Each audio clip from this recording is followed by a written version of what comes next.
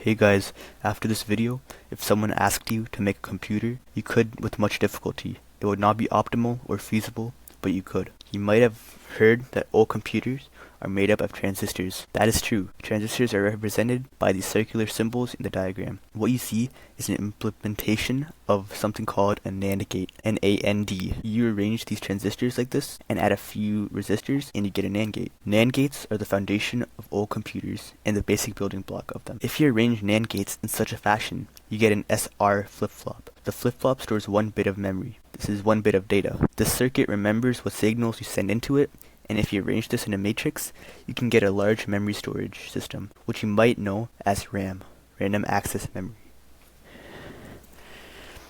You might correlate computers with binary.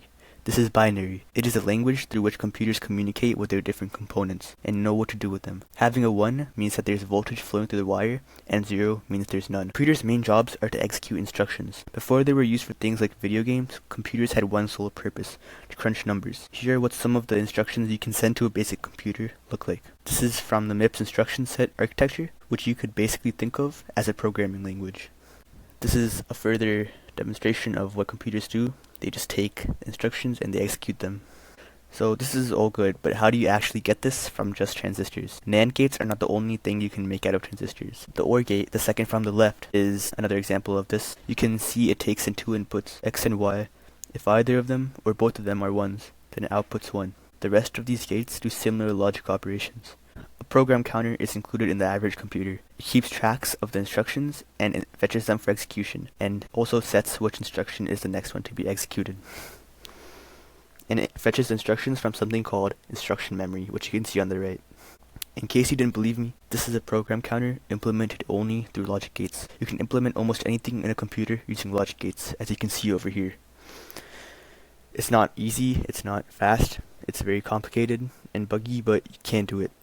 The computer contains a processing unit, which contains something called the ALU, which stands for the Arithmetic Logic Unit. If you ask the computer to add, subtract, or do literally anything else that a computer can do, this will do all of the number crunching and thinking. For basic computers, this is basically just does addition and other arithmetic operations along with logic. This can again, using some clever math tricks, be implemented using only logic gates. A register file is also included.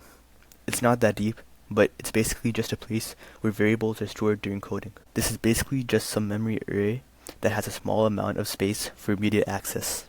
This is a multiplexer. You take in 2 signals, and based on whether or not X is 1 or 0, you output a signal. If that does not make sense, you can think of this as an if statement in high-level coding. This is used often in design, as some things might be a little difficult to implement with just logic gates. Here are the instructions again, just for reference. And here is the MIPS data path. This is what it looks like when all of the components are wired together and work to make a fully functioning computer. The only reason that this control unit is here is to control the multiplexers and tell them which signals to send in for the X value, which is the only thing you need to change across all instructions, which makes for really efficient data flow.